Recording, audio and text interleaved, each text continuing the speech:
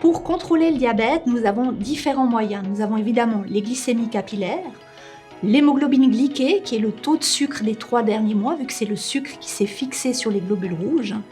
Et les derniers nés sont les contrôles en continu de la glycémie ou les systèmes flash de la glycémie que sont les freestyle.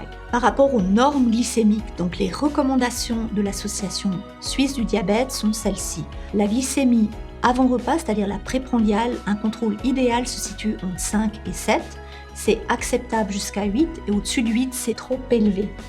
Si on prend la glycémie postprandiale, c'est-à-dire 2 heures après le début du repas, l'idéal, c'est si les glycémies sont inférieures à 8, c'est acceptable entre 8 et 10 et c'est trop élevé si c'est au-dessus de 10.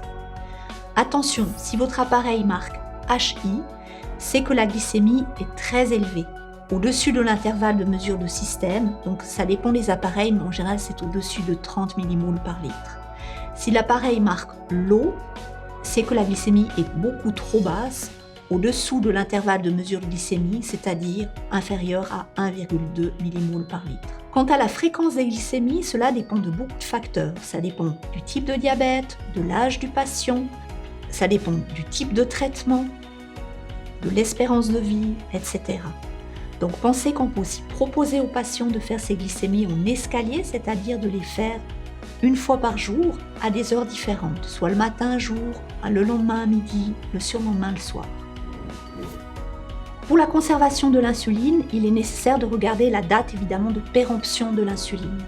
Une fois ouvert, les stylos se conservent 1 mois à température ambiante et il est recommandé de noter la date sur le corps du stylo. Pour l'injection d'insuline, donc il est important. Dans le cas où le soignant fait l'injection sur le patient, il faut utiliser des aiguilles sécurisées. Si c'est pour un enseignement ou si le patient fait lui-même son injection, on utilise des aiguilles non sécurisées.